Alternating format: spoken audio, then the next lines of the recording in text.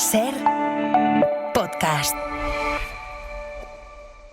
Estás escuchando El Abierto de Hoy por Hoy. Cada día analizamos las noticias más relevantes de la actualidad, las claves políticas, económicas y sociales, con las voces de los protagonistas y los distintos puntos de vista de nuestros tertulianos.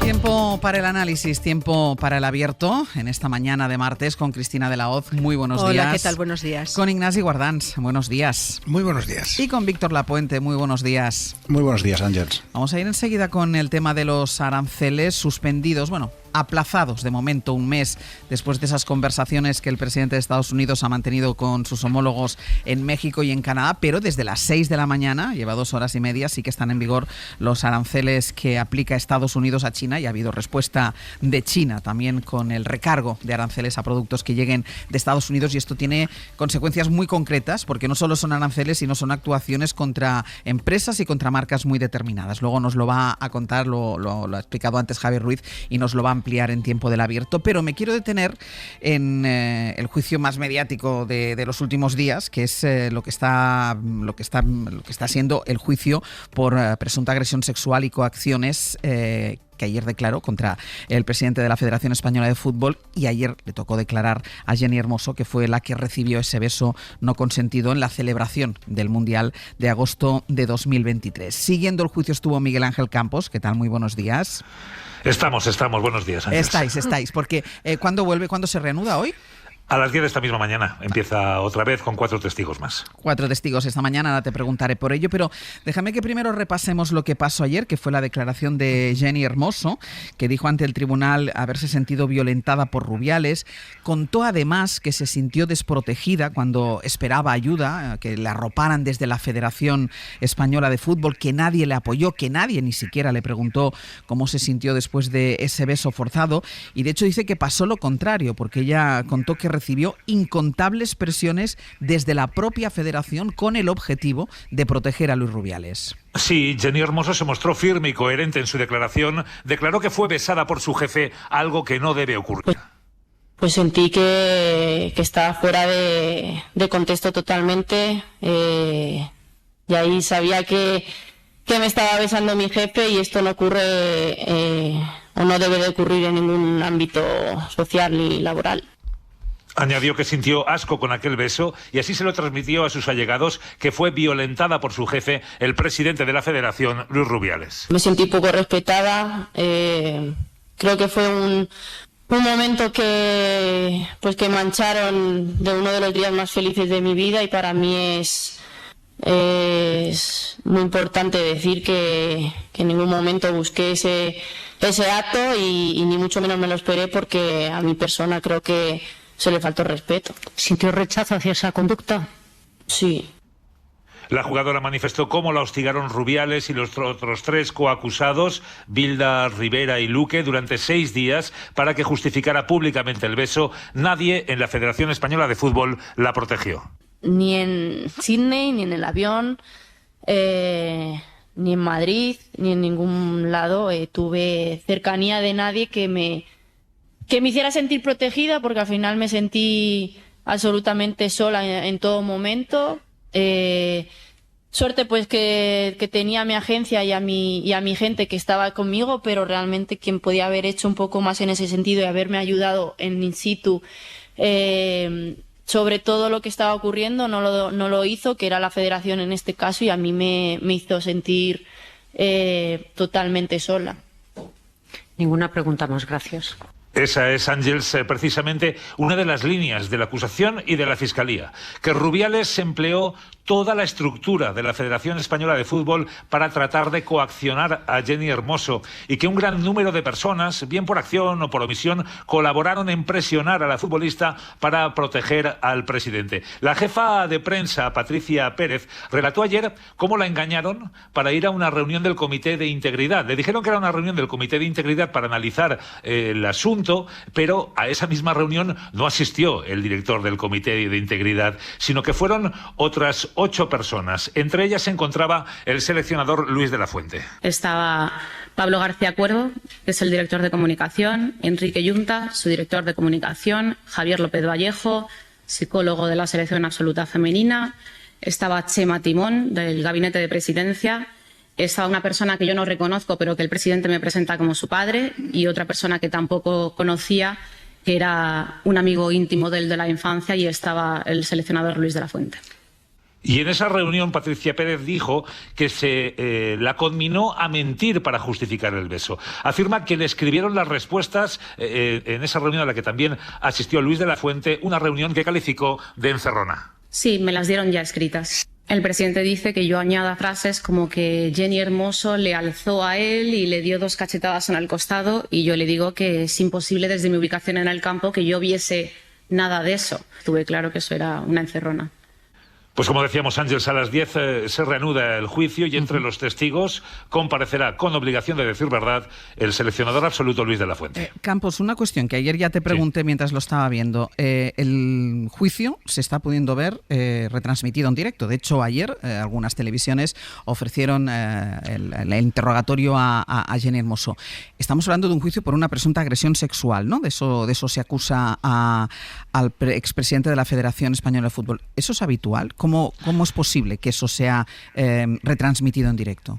Vamos a ver, no es habitual. Lo que sucede es que en este caso la propia Jenny Hermoso ha accedido a que eso sea posible. Se le preguntó y su defensa y la propia Jenny Hermoso no pusieron objeción alguna para que eso sea así. Entienden que ya no se puede provocar ningún daño más y que quieren que la verdad resplandezca, y por ese motivo se está retransmitiendo estas sesiones del juicio a Jenny Hermoso. Y otro hecho que sucedió ayer, que yo entiendo que en juicios de este tipo no es tan habitual, es que Jenny Hermoso y Luis Rubiales se cruzaron en los pasillos de la audiencia. No solo en los pasillos, también a lo largo, en el mismo interrogatorio. Ella renunció a un biombo para separarla de Luis Rubiales, y en los pasillos es cierto que en un momento determinado, al concluir su declaración, coincidieron en esos pasillos, aunque es cierto que se le había reservado a Jenny Hermoso una sala especial para testigos, para no tener que, durante el momento del juicio o antes del desarrollo de las sesiones o después, pues estar, absolutamente aislada de su supuesto agresor. Campos, gracias. A ti, buenos días. Y siguiendo ese juicio, porque fue posible seguirlo desde el sofá de casa, estuvo Ángeles, aunque a lo mejor estabas en otro sitio, ¿eh? No quiero decir yo que estuvieras tumbada en el sofá. Ángeles Caballero, buenos días. Buenos días. Estaba sentada en una silla porque además una cosa como esta tiene una que estar. Exacto. Tiene en una posición especial. Cuéntanos. Sí. Pues mira, ahora cuando lo estabais narrando, la verdad es que poder verlo por YouTube y por streaming te hace, yo creo, sentir un montón de cosas y un montón de emociones, porque aquí estamos hablando de un juicio basado en hechos, en lo que se vio y en las pruebas, pero al final cuántas emociones pasan al mismo tiempo cuando una lo está observando, ¿no? Sobre todo en ese momento en el que el juez ordenó que entrara en la sala y Jennifer Hermoso entró, posó su bolso negro sobre la mesa, se quitó el abrigo del mismo color y lo colocó abrazando el asiento, tomándose algo de tiempo. Sentada con un jersey de cuello vuelto pegado al cuerpo, el vaquero y las zapatillas de deporte, la coleta alta peinada con cepillo pulidor, y empezó a hablar serena, tranquila, con un rostro el suyo que no emitió gestos ni aspavientos, algo cansado, porque esto no es un juicio en la Corte Penal de Manhattan, estamos en San Fernando de Henares, y le tocó a Hermoso contestar por todas. Estamos en San Fernando de Henares y hay 4 hombres sentados no en el banquillo, sino junto a sus respectivos abogados que observan lo que ocurre. Las crónicas hablaban y hablan de que un Rubiales comentando la jugada con su defensa, de Jorge Vilda y Albert Luque con la vista fija en ella, y cuentan que Rubén Rivera bajó la cabeza en cuanto la de Vallecas se sentó en la silla, y así estuvo durante toda la mañana. Lo hemos escuchado ahora y lo volvimos a ver. Me estaba besando mi jefe y eso no debe ocurrir, dijo la jugadora, que ha tenido que pagarse los abogados y los psicólogos que ha necesitado todo este tiempo. Solita, como le advirtió Albert Luque en un WhatsApp, que es uno de los acusados, que se iba a quedar por haber sido tan mala persona, las travesuras de una niña mala, por haber endosado semejante marrón a un hombre cuyo único pecado es y fue mostrarse tal y como es, efusivo, cariñoso, un padre de familia y por tanto inmunizado de cualquier mancha. La mancha que sintió ella, mancha, falta de respeto y la culpa. Yo no busqué ese acto, argumentó. Ayer asistimos al enésimo intento de desacreditar a una víctima retransmitido esta vez por YouTube. Usted tenía una relación de amistad con el acusado, ¿verdad? Tenía su teléfono móvil. Alguna vez se despidió mandándole un besote e incluso un emoji con una carita sonriente que lanza un beso. Usted estaba contenta, agradecida y emocionada. Usted, si repasamos las imágenes y los vídeos, sonreía bastante. Tan mal no estaría, ¿verdad? Y Hermoso, repitiendo una y otra vez que ella, como cualquier otra, no milimetra ni sus sentimientos ni sus reacciones, que no tiene que estar llorando en una habitación ni tirarse al suelo para dar a entender que eso no le gustó, que una se da cuenta de las cosas a veces al instante y las más cuando puede, cuando abre los ojos y se da cuenta de lo que ocurrió, de lo que implica ese beso no consentido y las coacciones que vinieron después. Y de ese sistema tupido y repleto de personas dispuestas a cubrirse unas a otras con tal de no perder su poder, que es implacable y feroz. Una maquinaria perfectamente engrasada ante la que ella respondió denunciando cuántas no pueden hacer lo mismo.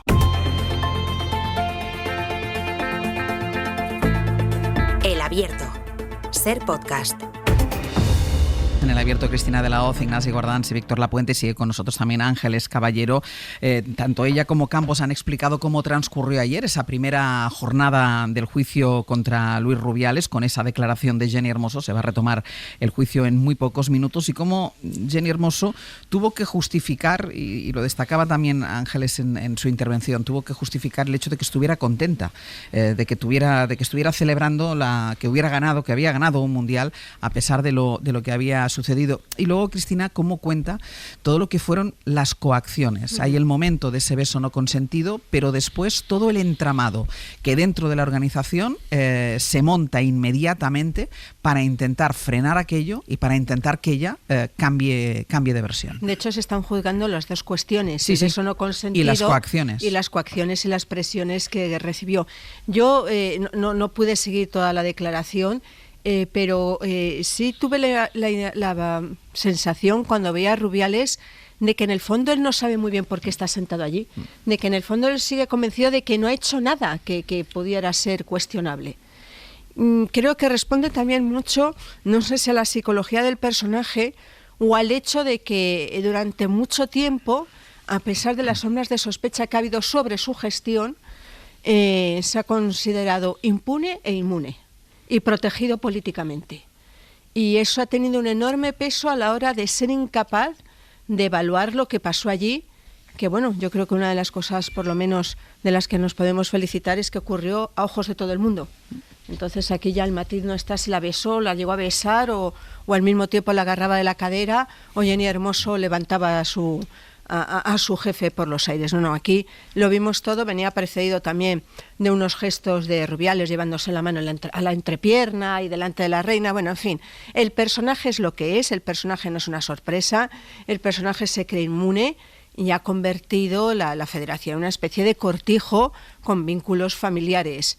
Y luego está también la otra cuestión, que lo comentábamos aquí fuera de micrófono, la cuestión de decisiones tan infames como lo de la Supercopa que se celebra en Arabia Saudí, que ese es otro capítulo que se necesitaría un análisis en profundidad y aparte.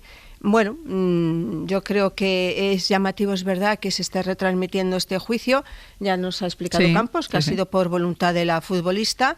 Me parece que afortunadamente no estamos asistiendo a un interrogatorio como el de Lisa Moila, no estamos asistiendo a ese tipo de interrogatorio. Y bueno, creo que sí marca un antes y un después en lo que son las relaciones jerárquicas entre el superior masculino y la que se puede considerar la subordinada o empleada. Víctor.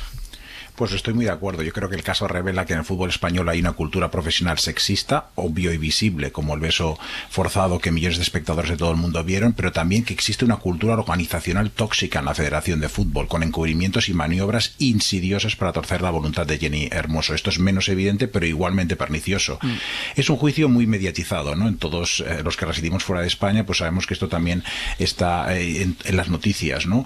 Pero que sea un espectáculo no quiere decir que no sea relevante, ¿no? Los juicios más importantes no son los más escabrosos, sino los que nos interpelan más, y los que nos juzgan un poco a todos. Y aquí hay dos elementos que nos juzgan un poco a toda la sociedad española. El primero es la idea del beso no consentido. Obviamente la mayoría de la sociedad española ha ido asumiendo que eso es una agresión grave, pero ese avance de los derechos de las mujeres, y me atrevería a decir que de la humanidad en su conjunto, no ha sido por accidente, ha sido el resultado de una lucha por parte de muchas mujeres tildadas de exageradas, de nuevas puritanas, de querernos hacer firmar por escrito cualquier interacción, etcétera, ¿no? Yo creo que eso se ha ido asumiendo. Y el segundo, que esto me parece que todavía no lo hemos asumido, al menos en su totalidad, es esto del antes y el después de un acto. Hombre, si antes os habíais enviado mensajes y si después te fuiste de fiesta, pues tan mal no podía estar, etcétera, ¿no? Ese cuestionamiento moral de la mujer, esa culpabilización de la mujer por el acto no consentido y por sus sensaciones posteriores y anteriores. Esa apropiación de la mujer sigue estando, yo creo que muy presente en nuestra sociedad y es completamente inadmisible. Lo que se juzga es si el beso fue un acto consentido o una agresión, no las sensaciones de Jenny Hermoso antes y después. Y a mí no me desvela el castigo que pueda recibir Rubiales, porque ya tienen lo oprobio de millones de ciudadanos dentro y fuera de nuestras fronteras, que creo que es el peor castigo imaginable para una persona con un ego gigantesco. Pero a mí sí que me preocupan las medidas que se puedan seguir para que no surjan más directivos en fútbol español con unos tentáculos tan largos y poderosos en todo el entramado del fútbol. No me interesan las purgas de personas concretas, sino las reformas de las instituciones y en este caso de la Federación de Fútbol. ¿Qué mecanismos de promoción vamos a poner para evitar que una persona pase del sindicato de futbolistas a mandamás supremo del fútbol con un sueldo de 675.000 euros? ¿Cómo es posible que una institución pública o parapública o en vocación pública, pues una persona pueda nombrar a su tío, a sus amigos, en todo tipo de puestos, desde jefe de gabinete a chofer, etcétera, etcétera, ¿no? Y yo creo que es ahí donde debemos actuar. Pero te diré más, el actual presidente de la Federación Española de Fútbol está pendiente, y va a ser mañana cuando el Supremo ratifique o no su inhabilitación. Está condenado a inhabilitación por su etapa al frente de la Diputación de Pontevedra. Mañana el Supremo tiene que ratificar o no esa inhabilitación, y en el caso de que ratifique la inhabilitación, le han preguntado al actual presidente de la Federación Española de Fútbol y dice, pues si a mí todos estos me han votado, ¿cómo me voy a ir si me han votado todos estos? Pues antes, efectivamente, no sé si acabas de describir claro, la federación de fútbol más famosa del mundo o la mafia italiana más infame. Claro, es que nosotros cuando pasó todo lo de Luis Rubiales pensamos que eso iba a servir para pegar un baldeo, ¿no? Para sacudir a la federación. Bueno, pues parece que sigue por el mismo camino, por la misma vía. Guardans. Sí, esa es la parte en la que me fijo yo más, ¿no? Quiero decir, aquí le decía muy bien Cristina que hay dos delitos que se están juzgando separadamente, se analizan separadamente. Uno, lo que es estrictamente la agresión sexual, y otro, todas esas coacciones que la siguieron, ¿no? Y yo pondría el foco, claro, sobre lo primero poco tengo que añadir, ¿no? Sobre esas coacciones es donde sí pondría todo el foco, porque de ahí hay muchas lecciones que sacar para la federación y para muchas organizaciones, porque efectivamente la responsabilidad ahí es mucho más extendida. Es una práctica mafiosa en la que participaron mucha más gente que el propio imputado directamente, ¿no? O sea, uno no puede ejercer esa autoridad, esas coacciones, sin la pasividad y el consentimiento, a veces pasivo, de otra serie de gente que obedece ciegamente porque al jefe hay que obedecerle siempre, ¿no? Escuchábamos el testimonio de la jefa de prensa que dice que la llevaron engañada. Bueno, yo la creo, pues es posible que en su caso la llevaron totalmente engañada. Quizás sí, no lo cuestiono, pero otros no estaban engañados allí, ¿no? Entonces hay algo ahí profundo que debería salir de este juicio y que va mucho más allá de la Federación de Fútbol. Yo voy a hacer una comparación que a alguno a lo mejor le molesta, yo lo siento, pero a veces las comparaciones ayudan, ¿no? Buena parte de las responsabilidades en temas de abusos sexuales y en todo este ámbito por parte de la Iglesia van mucho más allá de cada uno de los curas y cada uno de los monjes. Han estado siempre en obispos que callaban, en obispos que consentían, en gente que sabía y no hacía nada. Y esa es la responsabilidad, y por eso ha habido un problema. Si solo hubieran sido tal cura por aquí o tal monje por allá, pues no, el problema hubiera tenido otra dimensión. Y en el caso del fútbol español es exactamente esto. Y no solo del fútbol español, en general, entre los temas de agresión sexual. Si se puede extender, si se puede proteger, no es solo porque hay un agresor, es porque el agresor tiene amigos que le protegen. es porque el agresor tiene gente a su alrededor que no quiere denunciarle, que prefiere mirar para otro lado, de una forma que no haría con otros delitos y con otras ofensas, ¿no? Entonces, todo eso es lo que creo que sí son lecciones que hay que sacar de aquí y que tienen enorme importancia en el ámbito del deporte y en otros ámbitos. Quiero recordar que ayer hubo la sentencia más importante de la historia del cine en Francia contra un director de cine, ¿no? Por agresión sexual. Una agresión sexual que no fue un beso no consentido, sino fue prácticamente la violación de una menor, ¿no? Pero son relaciones con una menor que estaba rodando y que hoy es una actriz muy conocida. Y fue la primera vez que una sentencia, pues, le condenó a unos cuantos años, una parte de reclusión, otra, etcétera. Pero, es decir, en todos los países está todo el mundo reaccionando cada vez más, intentando romper esa especie de silencio que en el caso del cine y en otros, como en el fútbol en España, estaba ahí, ¿no? Y es importante lo que estás diciendo, que dice, muchos no fueron engañados, quizá la jefa de prensa sí, muchos no fueron engañados. Yo quiero recordar esa rueda de prensa en la que Ruiz Rubiales repitió por 5 o 6 veces no voy a dimitir, que en primera fila estaban todos esos hombres que aplaudieron con fuerza, entre ellos el actual seleccionador español de fútbol, que es el que hoy tiene que declarar. Sí, hay una parte, Ignasi, tú no me estás viendo, pero estoy asintiendo todo el rato. Confirmo. Te estoy viendo perfectamente. Sí, los demás también. No, los que están fuera te ven. Menos mal. Bien que te veo. Entonces hay una parte que yo también, efectivamente, la imagen la hemos visto y la veremos porque fue retransmitida y la vio todo el planeta, y todo aquel que no la vio en su momento ha tenido la oportunidad de verla. Pero es verdad, tú hablabas ahora de esa comparativa con la Iglesia, de la gente que supo y no hizo nada. En este caso estamos hablando de gente que supo y sabía perfectamente lo que tenía que hacer. No hubo nadie que le dijo lo que tiene que hacer. Es decir, esas coacciones, esas presiones, esa utilización aparte como torticera y perversa de las familias, ¿no? Rubiales escudándose en no me puedes hacer esto porque vas a destrozar mi familia, y al mismo tiempo diciendo, y cómo lo hagas, la familia que va a ser afectada es la tuya. Voy a hablar con tu familia, es lo que le dijeron a ella. De hecho, intentan utilizar al hermano de Jennifer Hermoso para que ella dé marcha atrás. Ese viaje que si es largo, volver de Sydney hasta Madrid, no digo nada lo que se debió hacer con esas idas y venidas por los pasillos, reuniéndose, utilizando y diciendo que las hijas de Rubiales estaban llorando y que no se les podía hacer eso para ese padre inmaculado y sin mancha, ¿no? Entonces a mí todo eso me parece que es eso, la estructura de un sistema que funciona, que nadie tiene que decir lo que se tiene que hacer porque todo el mundo intuye que eso es lo que toca y estar, como decía antes Cristina, ¿no? Yo creo que no solo Rubiales, probablemente los otros 3 acusados están ahí no entendiendo nada y no habiendo aprendido nada de lo que, y no intentando desaprender y quitarse determinados comportamientos y determinadas actuaciones. Y en este caso además estamos hablando de algo que yo creo que en algunos casos ha podido pasar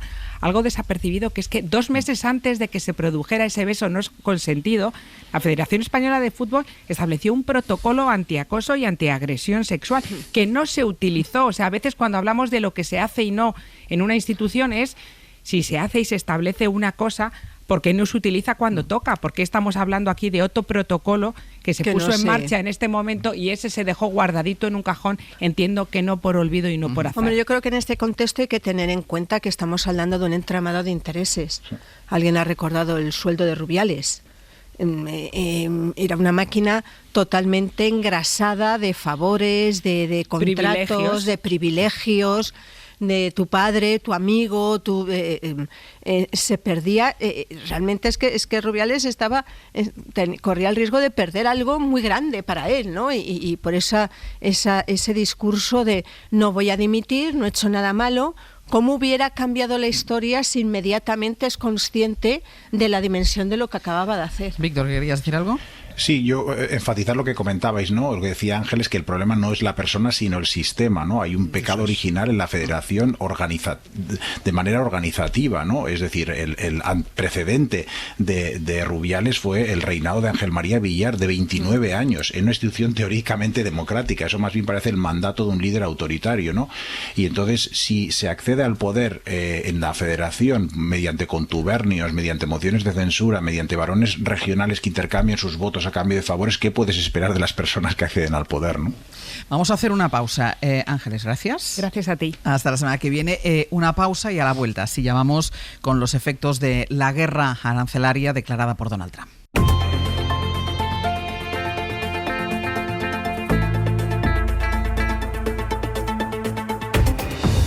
En el Abierto, Cristina de la Hoz, Ignacio Guardans y Víctor Lapuente. Vamos con la guerra arancelaria, vamos con el modo de entender la diplomacia del nuevo presidente de Estados Unidos, de Donald Trump, porque llevamos casi 3 horas, han entrado en vigor a las 6 de la mañana los aranceles impuestos a China. Llevamos así casi 3 horas en guerra comercial, después de que haya vencido el plazo que Estados Unidos dio para sancionar a China y de que China haya contestado con sanciones a Estados Unidos. Javier Ruiz, hola de nuevo. Hola, Ángeles. ¿Qué tal? La espiral de sanciones y de precios está ya servida y afecta primero a los dos bandos que están en liza. Sí, esa guerra arancelaria, pero guerra, ha comenzado ya y ya tiene efectos que vamos a pagar, creciendo menos y pagando más. Vamos a crecer menos y vamos a tener más inflación. Creciendo menos, porque lo que está haciendo China es mucho más delicado que lo que ha hecho Trump. China lo que está haciendo es atacar a sectores específicos y estratégicos. Por ejemplo, ha anunciado a las 6 de la mañana que le abre una investigación a Google por falta de competencia. China está defendiendo la competencia. Bueno, pues señala y claramente apunta al motor americano, el tecnológico, y a uno de los apoyos de Trump. Por cierto, pone en jaque otro sector, el de la defensa. China va a restringir la venta de wolframio. China produce el 80% de ese metal, clave para la defensa, clave para la inteligencia artificial, de nuevo en jaque el crecimiento de esa segunda industria. Así que, ¿qué está haciendo China? Señalar muy específicamente a sectores y a firmas muy concretas para ralentizar el crecimiento americano. Eso es lo primero que vamos a sentir. La locomotora se para. Segundo, vamos a pagar más, porque Pekín además ha impuesto aranceles de entre el 10 y el 15% al petróleo, al gas natural, al carbón, a la maquinaria agrícola. Todas esas sanciones entran en vigor el próximo 10 de febrero, así que los precios de prácticamente todo también se van a elevar. Y luego hay una categoría, Ángeles, que yo no sé cómo describirte, yo digo que es simbólica, pero que vamos a pagar hasta en la ropa interior, hasta en la lencería. Calvin Klein, Tommy Hilfiger están puestos en entidades no fiables. Son las grandes firmas y las grandes banderas americanas. ¿Qué hace China? Restringir sus ventas, imponerles grandes presiones y limitar allí su expansión. Así que lo que tenemos ahora mismo de esta guerra, de esta noche, que dura ya algo más de 3 horas, es más precio, menos crecimiento y mucho simbolismo. Y decías, Javier, ahora a las 9 que esto se está notando ya en los mercados. Sí, ahora mismo las pantallas de los analistas están todas tiñéndose de rojo. Tenemos a nuestra bolsa prácticamente plana, la bolsa americana a punto de abrir con una caída. Es curioso porque como se está señalando a 1 o 2 sectores, sector tecnológico, el Nasdaq va a caer un 0,5-0,7%. El sector industrial, un 0,3-0,4% va a caer el Dow Jones. Y sector de la defensa, ahora mismo todo eso también en negativo. Hay una clave que mide muy muy bien esto y es el petróleo, Ángeles.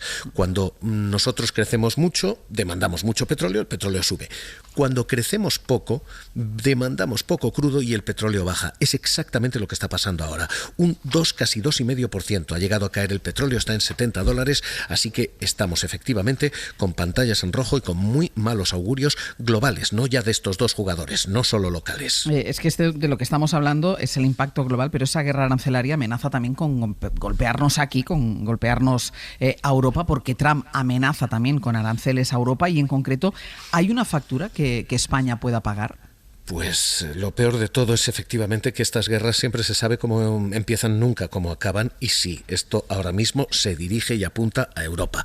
La factura que podemos pagar aquí, Ángeles, en España, no en Europa, en España es millonaria y de ida y vuelta. De ida, porque nosotros exportamos a Estados Unidos 16.600 millones en mercancías. ¿Qué nos estamos jugando? Que nos encarezcan todo eso, que nos pongan trabas a nuestra exportación y que tengamos un problema de materiales, maquinaria, hidrocarburos. Vendemos allí hidrocarburos. Todo por ese orden de importancia. Así que ahora mismo que tenemos a una industria energética diciendo uy. Y ese es el camino de ida. El de vuelta es que tenemos un problema, porque lo que está pasando es cada vez que Estados Unidos impone arancel, se le da una respuesta. No podemos poner esa respuesta. Las respuestas las tiene que poner la Unión Europea. Y hay un terreno en el que podemos atacar a Estados Unidos, que es el gas natural. Pero es que Estados Unidos, después de la guerra de Ucrania, se ha convertido en nuestro primer proveedor. España le compra el 28% del gas natural a Estados Unidos. Le importamos ya más que a Arabia Saudí, que nos vende el 23%. Así que sancionar a Estados Unidos, sancionar el gas natural, significa sancionar y encarecer también nuestra factura energética. Otra vez, por cierto. Así que, ¿qué tenemos? Pues, Ángeles, tenemos una espiral de la economía de la coacción que ha desatado Trump, que provoca la economía de la reacción, la que acaba de dar China, y esa espiral nos va a dejar perdedores a los dos lados. Aquí no hay ganadores, aquí solo hay grados de derrota. Javier, gracias. Un abrazo hasta ahora. El momento en la que está en marcha es esta guerra arancelaria entre Estados Unidos y China, a la espera de esa conversación que tiene que tener Donald Trump con Xi Jinping.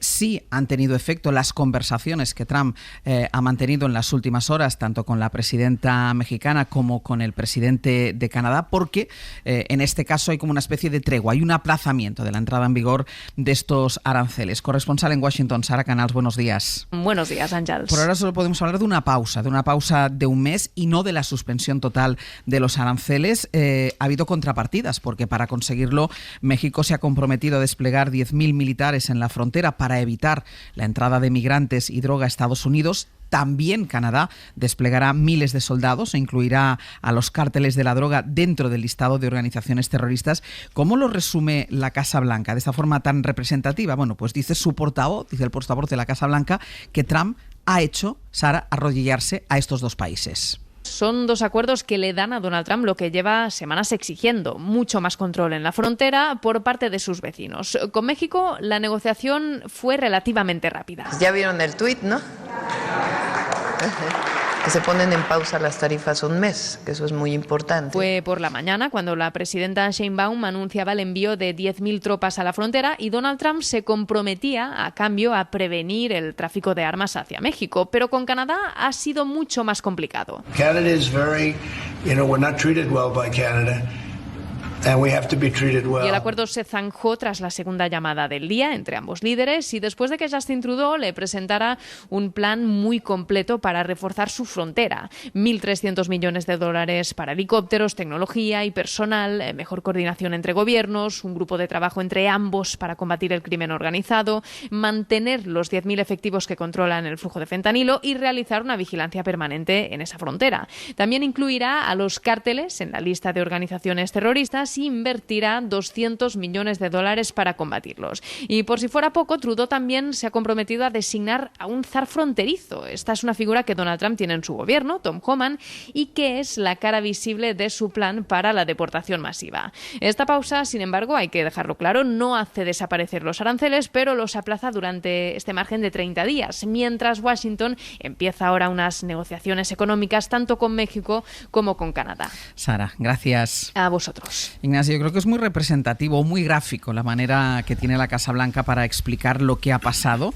Lo contaba la CNN, le han ido a preguntar a la portavoz de la Casa Blanca cómo ha sido al final la resolución momentánea. Insistimos, estamos hablando de un mes de aplazamiento, la resolución en el caso de México y de Canadá, y esa expresión les ha hecho arrodillar. Es la manera que tiene Donald Trump de entender la diplomacia, de entender las relaciones con otros países. Sí, pero hay algo muy importante aquí, Àngels, que afecta a todos los periodistas europeos y todos los españoles, y creo, lo digo con cariño, también a esta casa. No hay que comprar la propaganda de la Casa Blanca. O sea, nadie retransmite las ruedas de prensa de Putin como si fueran verdad. Nadie coge una nota de prensa del Kremlin como si se pudiera publicar tal cual. Con la Casa Blanca actual hay que hacer exactamente igual. Porque es mentira. Lo que dice la Casa Blanca en este momento es mentira.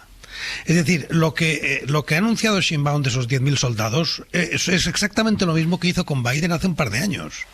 Y lo había hecho ya, lo ha hecho antes. Todo lo que ha hecho Trudeau lo había anunciado y está grabado, está en rueda de prensa. Lo había anunciado antes de que entraran en vigor los aranceles y antes de que hablara con Trump.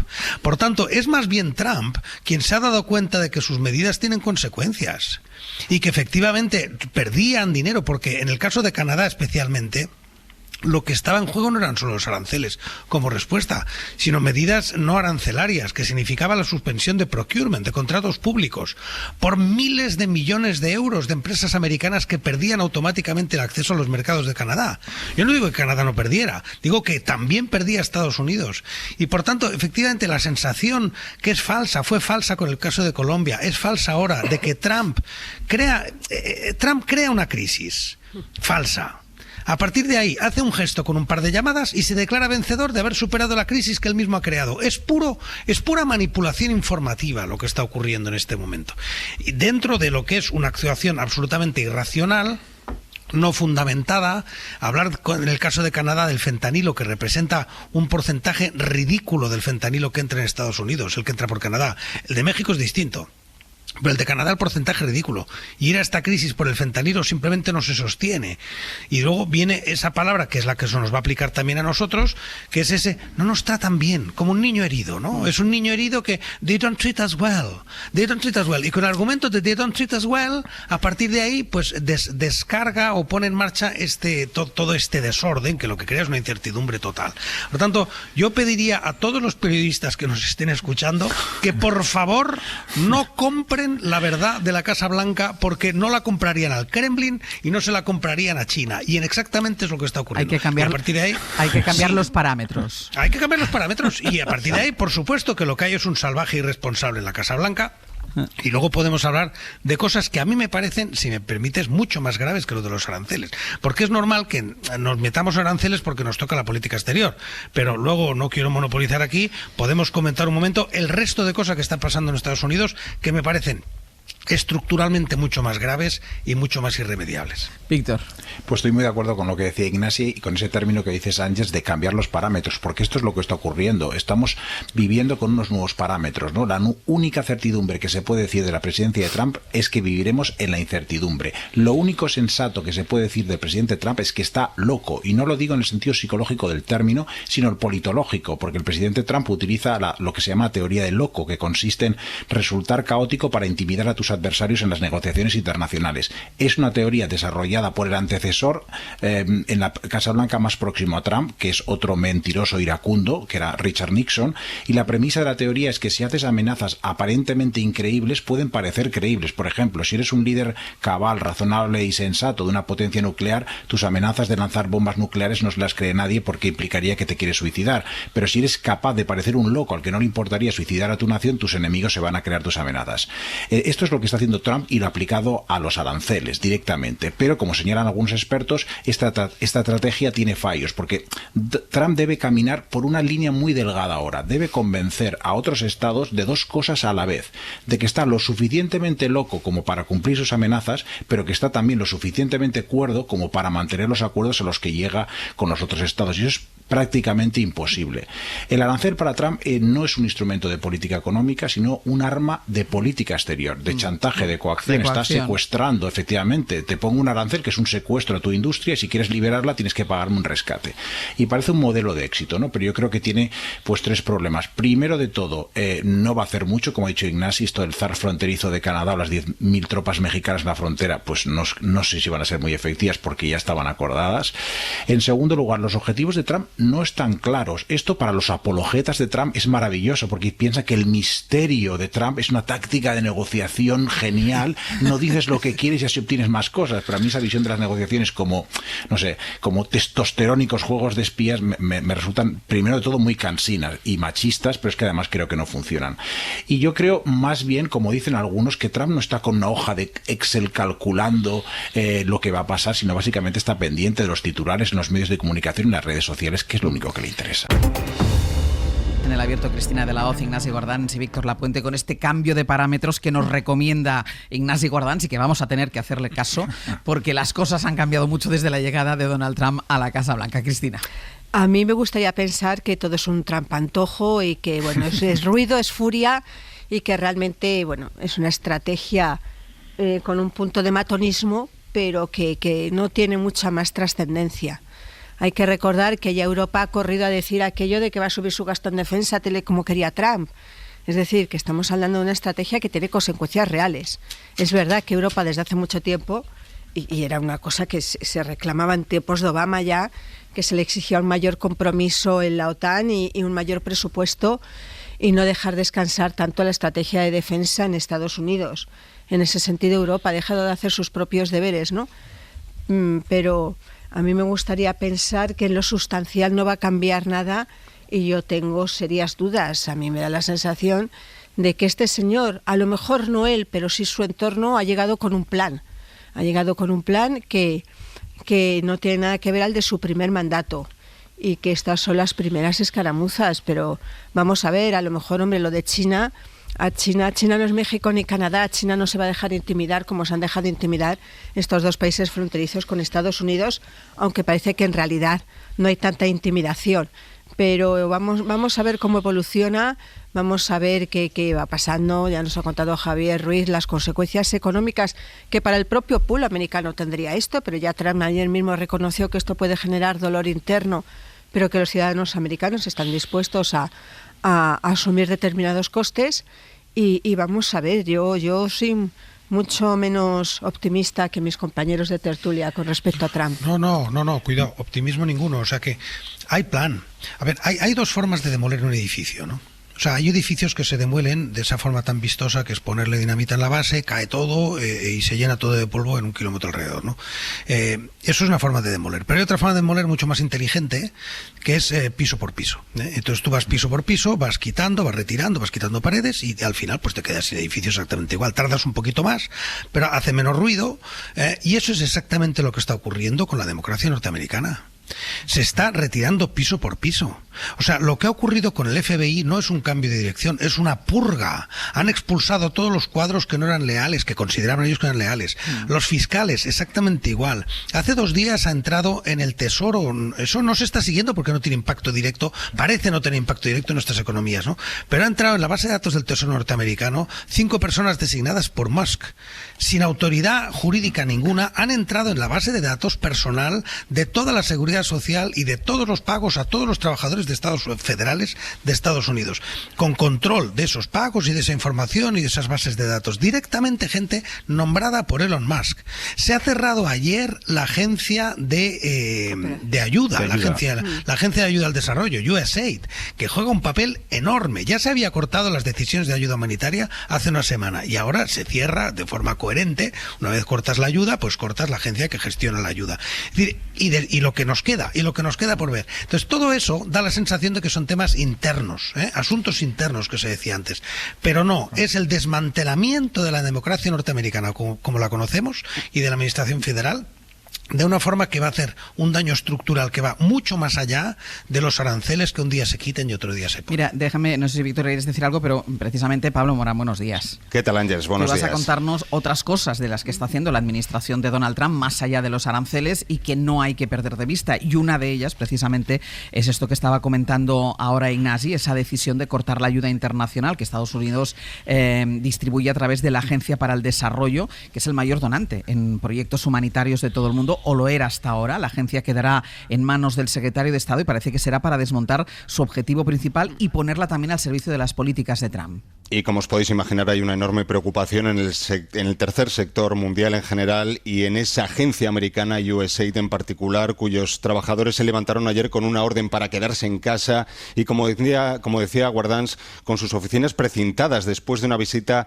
de los chicos de Elon Musk, de ese equipo de eficiencia que dirigido por Elon Musk, que ha hablado así de esta agencia de ayuda internacional fundada en 1961 por Kennedy. Es un nido de gusanos, aseguraba en una de sus últimas intervenciones. El propio Marco Rubio, el secretario de Estado norteamericano, anunciaba este lunes que asume la dirección de la agencia de forma temporal y que buscará la rentabilidad para Estados Unidos de cada euro invertido a través de esa agencia. Y claro, lo que están midiendo las organizaciones humanitarias es el impacto que puede tener la desaparición del mayor presupuesto del mundo para ese sector. Afectar a presupuestos en más de un 80-85% de los presupuestos de algunas países, algunas oficinas. Y este es solo uno de los ejemplos que señalaba el SER Alberto Ares, que es el director en Europa del Servicio Jesuita al Refugiado, una organización con presencia en crisis humanitarias de todo tipo, en todo el mundo. Es solo un ejemplo porque USAID está en proyectos de unos 130 países, incluidos aquellos con las crisis humanitarias más graves, como Ucrania, Etiopía, Congo, Afganistán o Siria. Y otra organización, Ángels, que está midiendo el impacto de las decisiones de Trump es la Organización Mundial de la Salud. We regret the decision and we hope the US will reconsider. Su director, Tedros Adhanom, también confía, como otros muchos líderes mundiales, como también expresaba este lunes México, Canadá, en una marcha atrás de Trump. De momento, analizan junto al Consejo de la Organización desde ayer el impacto de la pérdida de la financiación. Citabas a Marco Rubio, que ha estado de visita en Panamá y después en El Salvador, y hay esa alianza que se ha establecido en las últimas horas entre la administración Trump y el presidente salvadoreño, Bukele. En este caso es para que se puedan mandar a las cárceles de El Salvador a inmigrantes, presos inmigrantes, pero no solo, también estadounidenses con delitos graves puedan cumplir su condena en cárceles salvadoreñas. Claro, si los críticos con Trump se están plegando, ¿cómo no lo iba a hacer Bukele, que es su gran aliado en Latinoamérica junto a Javier Milei? Y lo que ha ofrecido Bukele son las cárceles de El Salvador. Abre sus puertas para que Estados Unidos envíe allí a los indocumentados detenidos por crímenes graves. Es un acuerdo muchísimo mayor que no tiene precedentes, pero yo en la historia de las relaciones, no solo Estados Unidos con El Salvador, sino creo que con América Latina. Con esta grandilocuencia hablaba Bukele de este acuerdo que comenzó a construirse en el primer mandato de Trump, para que no se me enfade Guardans, pero que se concreta así y que se amplía. No solo admitirá indocumentados, como decías, Ángels, también se ha ofrecido albergar a presos peligrosos de nacionalidad estadounidense, tanto los que tienen ciudadanía como los que tienen residencia legal. To the most unprecedented and extraordinary migratory agreement anywhere in the world. No country's ever made an offer of friendship such as this. Un gesto extraordinario, sin precedentes. Ningún país ha hecho jamás una oferta de amistad como esta, decía Marco Rubio al anunciar este acuerdo. Otro compromiso importante que consigue el secretario de Estado de Estados Unidos en su primera gira oficial. El domingo, en una escala mucho menos cordial que esta de El Salvador, estuvo en Panamá y allí recibió el compromiso del presidente José Raúl Mulino de que no renovarían su acuerdo comercial con China y que también daría el libre acceso a los buques de la Armada norteamericana al canal. Esa gira continúa, Ángel. En Rubio todavía le quedan más escalas en Costa Rica, Guatemala y República Dominicana. Pablo, gracias. A ti, hasta luego. Víctor, querías decir algo sobre la intervención de Elon Musk en la administración. Sí, me pareció muy interesante lo que decía Ignasi sobre que ha ido desmantelando el edificio de la democracia piso a piso, ¿no? Empezando por la administración. Y me resulta muy preocupante la guerra que ha lanzado Elon Musk contra la burocracia federal. Me resulta llamativa porque es la más ruidosa del mundo, conocido desde los tiempos de Margaret Thatcher hace más de 40 años. Y en segundo lugar porque no está hecha por un cargo electo, sino por un empresario con intereses económicos astronómicos o galácticos, de hecho, y contratos multimillonarios con la administración americana en otros países. Es como si Sánchez o Feijóo hubieran llamado a Florentino Pérez para que reconstruyera la Administración General del Estado, ¿no? Seguramente nos escandalizaríamos. Pues el hecho de que sea un outsider lo hace particularmente peligroso, además, porque actúa con una libertad total, no tiene la sujeción que te dan las correas del poder de un puesto concreto, de un ministerio, no, él no tiene una casa fija, se va moviendo con libertad, agitando el látigo por las agencias que él considera pues que deben cerrarse, no es responsable ante nadie, y esto lo hace particularmente peligroso. Y en relación a la alianza con Bukele de Trump, nos puede parecer exótica, son los cripto bros, ¿no? Bukele sí. Y Trump que se juntan, pero bueno, si empezamos a repasar qué países avanzados están alquilando celdas en otras naciones, nos encontraremos a Dinamarca, los planes de Suecia, nos encontramos también a Bélgica, a Noruega, etcétera. No sé, es un problema que otros gobiernos están también, pues bueno, están enfrentándose y están encontrando soluciones que me parecen éticamente pues muy cuestionables, ¿no? Sobre esta cuestión me queda solo una cosa, porque hay la amenaza también de aranceles a Europa y hablábamos también de las exigencias en la inversión en defensa. Ayer hubo reunión informal de los 27, corresponsal comunitario Enrique García Pozo, buenos días. ¿Qué tal? Buenos días, Ángel. Esto es solo una amenaza, pero sí hay decisión de los 27 de responder con contundencia, ¿no? De hacerse respetar ante las amenazas de Trump si se convierten en realidad, claro. Sí, los 27 se sitúan en la premisa de que hay que quemar todos los cartuchos de la negociación, que la voluntad pasa por agotar todas las vías, que una guerra comercial no interesa a nadie, pero a la vez mandan un mensaje de firmeza a Washington. Si Donald Trump activa el botón, la Unión Europea responderá con firmeza. The European Union is prepared for a robust but constructive dialogue with the United States. But we also recognize potential challenges in the relationship with the United States, and we are ready for that. La Unión Europea está preparada para un diálogo constructivo con Estados Unidos, decía anoche von der Leyen, pero también reconocemos los desafíos y estamos preparados. Cuando seamos atacados injusta o arbitrariamente, responderemos con firmeza. Palabras de la presidenta de la Comisión en una comparecencia tras esa reunión informal de los 27 que resumía el sentir de los líderes. Una guerra comercial es estúpida e innecesaria, decía el primer ministro polaco y presidente rotatorio del Consejo de la Unión, Donald Tusk. En una guerra comercial no gana nadie, advertía la alta representante Kaja Kallas.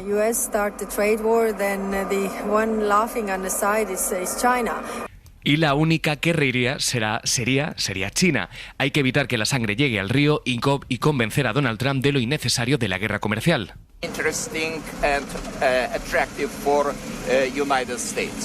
Por eso hay voces que apostaban por proponer algo atractivo a Washington. Lo proponía, lo escuchábamos, el presidente de Lituania, que ponía sobre la mesa, por ejemplo, un acuerdo de libre comercio en el sector del automóvil o comprar más recursos energéticos a Estados Unidos.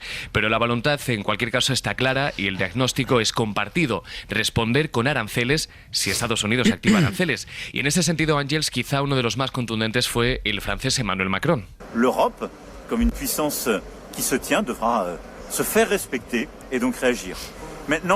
Si somos atacados comercialmente, Europa debe hacerse respetar y reaccionar como una potencia. Y luego, Enrique, están las cuestiones de defensa que hablábamos antes, que también apremian a los miembros de la Unión. Tampoco hubo ayer grandes acuerdos, aunque Ursula von der Leyen sí adelantó que estudiarán cómo hacer más flexibles las reglas fiscales para que los 27 puedan aumentar su gasto en defensa. Sí, bueno, el formato de esta reunión, de este retiro de reflexión, ya anticipaba que no íbamos a esperar medidas concretas. Así fue. De hecho, sigue habiendo diferencias entre los 27 sobre el horizonte, sobre la cifra de gasto en defensa, pero el marco está instalado.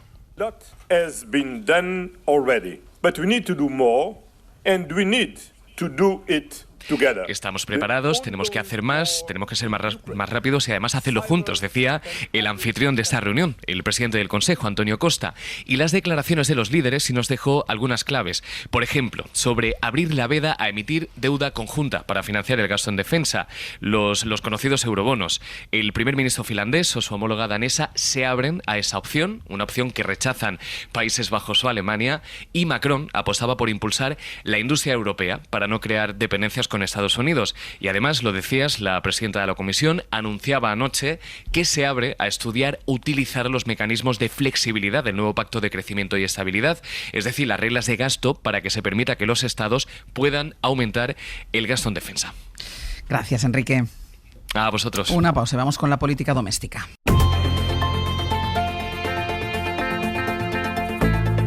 El Abierto. Ser podcast. En el Abierto, Cristina de la Hoz, Ignacio Guardans y Víctor Lapuente. Saludamos también a Josué Coello. Buenos días. ¿Qué tal, Ángels? Buenos días. Josué, hay Consejo de Ministros. De hecho, en teoría ha empezado ya y va ese proyecto para reducir la jornada laboral. Lo aprueba el Consejo de Ministros, pues tiene que pasar por el trámite parlamentario. Y en ese trámite parlamentario, oh sorpresa, Junts ya amenaza con a ver qué va a hacer con su voto. Sí, no está siendo una legislatura fácil para Sumar y con esta medida de la reducción laboral intenta algo de aire después de meses de tira y afloja con economía. Como tú decías, es solamente un paso inicial. En Sumar están satisfechos porque creen que se cumple con el acuerdo de gobierno, pero negociar con Junts es como la visita al dentista, siempre está ahí y siempre duele. De hecho, ayer mismo los postconvergentes ya recordaban que ellos están dispuestos a negociar, pero... Un cop més es voldrà aprovar un decret que no ha estat consensuat. Una vez más se querrá aprobar un decreto que no ha sido consensuado y que en manos de un gobierno que tampoco tiene la mayoría para poder aprobarlo.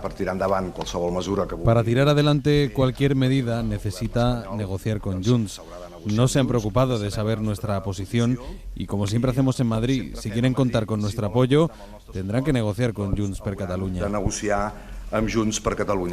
Era Josep Rius, portavoz de Junts, y es que Ángels, Yolanda Díaz siempre presume de interlocución con Carles Puigdemont. Veremos si en este caso le sirve para sacar adelante la medida estrella de Sumar, esta reducción de la jornada laboral, que por cierto hace tan solo unos minutos Yolanda Díaz ha calificado como algo histórico. Me van a encontrar donde siempre he estado. Y la salida para nuestro país, en un país que va a agotar la legislatura, es reeditar lo que hemos hecho el 23 de julio. Desde luego no hay ninguna diferencia que justifique la voluntad de gobernar España. Y decías, Josu, que con esto Sumar pretende recuperar espacio, pero pretende también recuperar la unidad de la izquierda, ¿no? Algo que ahora mismo parece complicado. Sí, Yolanda Díaz quiere que con este debate sobre la reducción de la jornada laboral, cogiendo un poco de aire, le sirva también para lanzar un debate que le acabamos de escuchar, ha repetido en los últimos días, es volver a ese eterno debate sobre la unidad de la izquierda. Hacía un llamamiento sin nombrarlos en este corte, Yolanda Díaz, a Podemos. El problema que es que en Podemos ahora mismo no ven nada claro esta fórmula del 23J. Nos dicen en privado que es imposible, si ven en público lanzan balones fuera, en privado, como te digo, nos dicen que es imposible porque los puentes están rotos desde hace más de un año y medio. Desconfían del liderazgo de Yolanda Díaz, y Podemos, desde que rompieron con Sumar, han cogido aire, y más con Irene Montero como figura importante de los morados. Queda mucho por delante, Ángels, pero como hemos visto, esta reducción de la jornada laboral debería servir, o al menos esa es la intención, para coger algo de aire y también para lanzar un debate en este momento como es el de la unidad de la izquierda. Josu, gracias. A vosotros. A ver qué pasa en ese trámite parlamentario de la reducción de la jornada laboral. Y luego está el Partido Popular, que se enfrenta a los buenos datos de Vox en las encuestas. Ayer se lo estábamos contando, y a sus propias dudas internas. David Junquera, buenos días. Hola, buenos días. Ayer hubo reunión de Feijóo con los varones del partido, entre los que hay cierto descontento por la estrategia de tumbar el decreto ómnibus para acabar apoyándolo después, una vez reeditado, y que les ha dejado sin el dinero de las entregas a cuenta a las comunidades autónomas.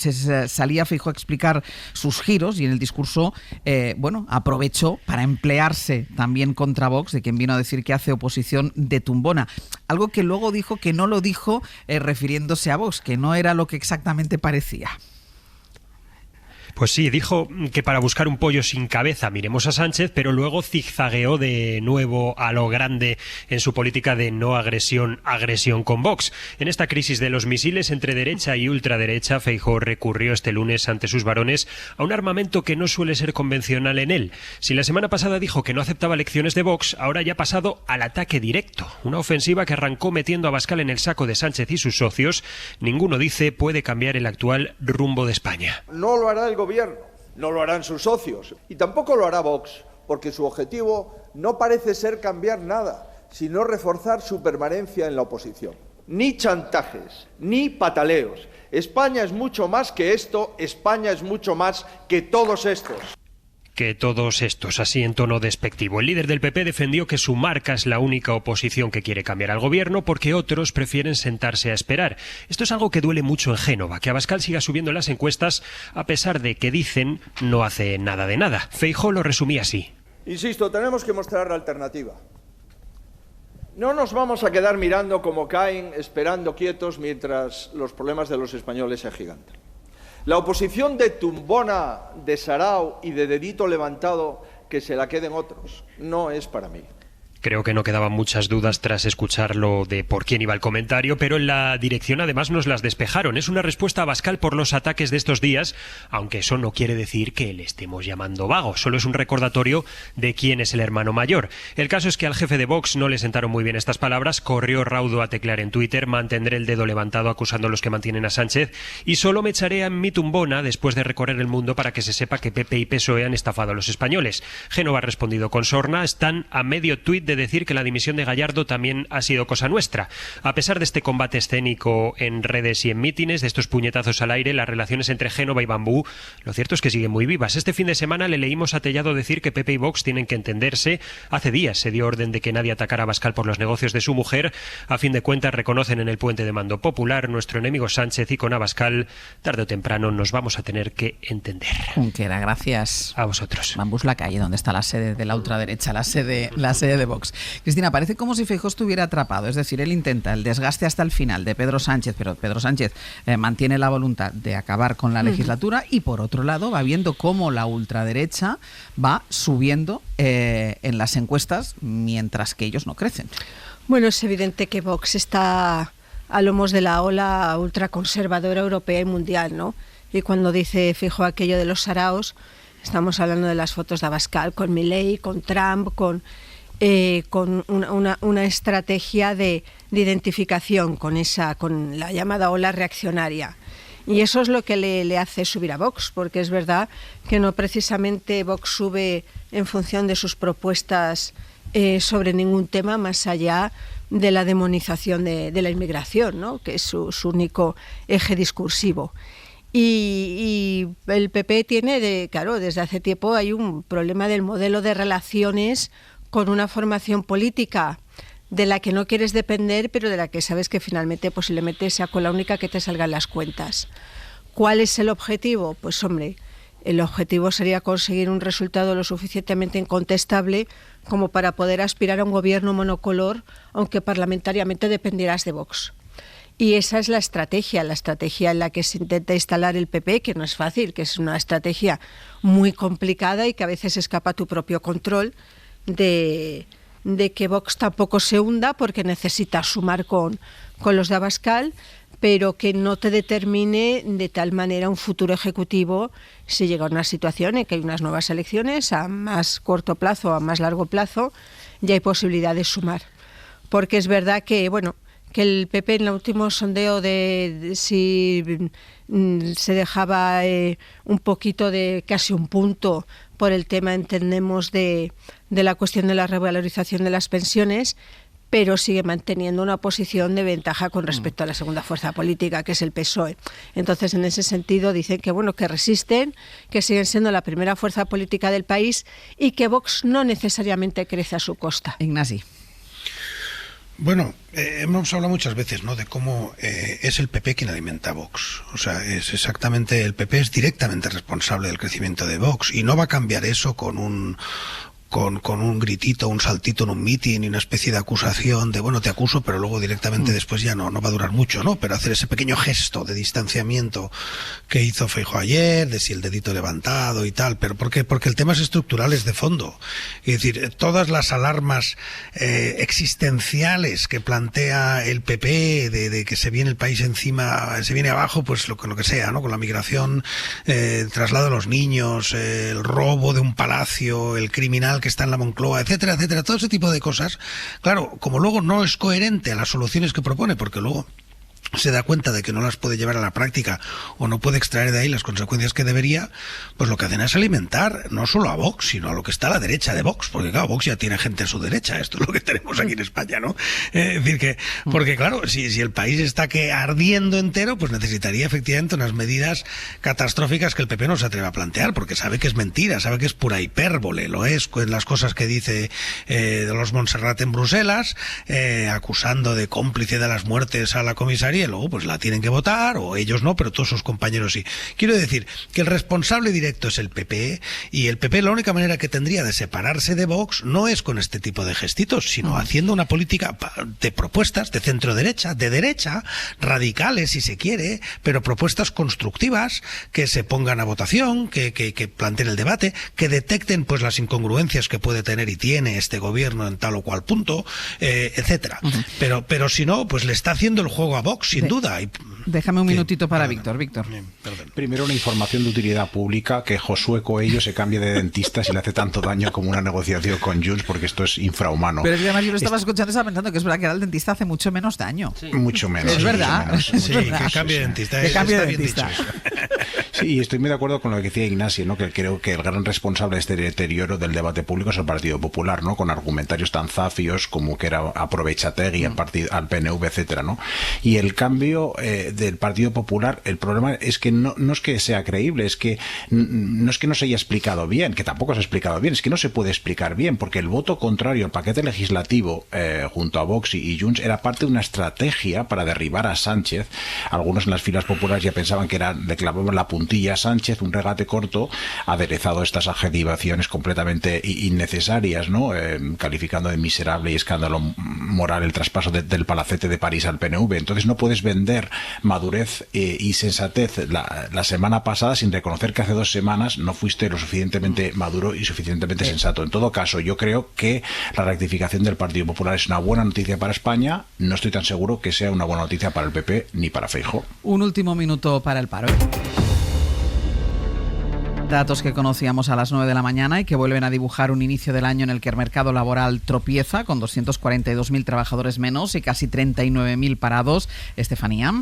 Atrás quedaron, Ángels, las campañas del Black Friday, de Navidad y de rebajas, y esto provoca que el mercado laboral empiece el año, como siempre, esto no es nuevo, perdiendo trabajadores. Este año han sido 242.000. La gran mayoría pertenecen a la hostelería, al comercio y a las actividades administrativas y servicios auxiliares.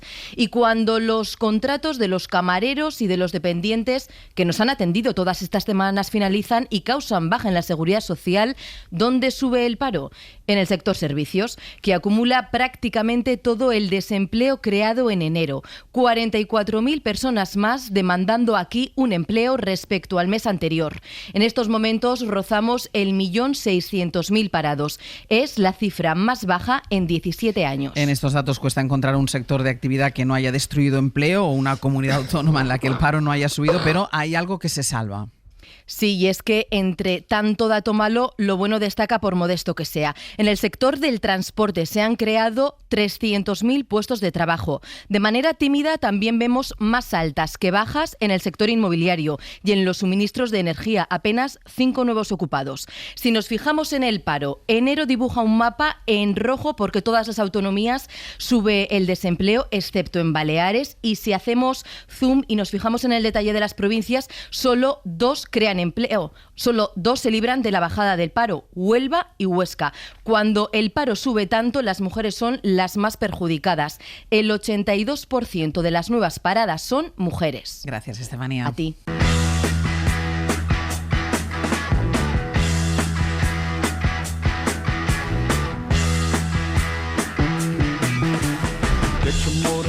Y terminando ya el abierto, Sergio Castro, Pepe Rubio, buenos días. Muy buenos días. Contadnos lo que vamos a hacer a partir de ahora. Pues a partir de las 10 les vamos a contar una historia extraordinaria, peculiar, como extraordinario y peculiar desde luego su protagonista, un agricultor valenciano, Domingo Domingo.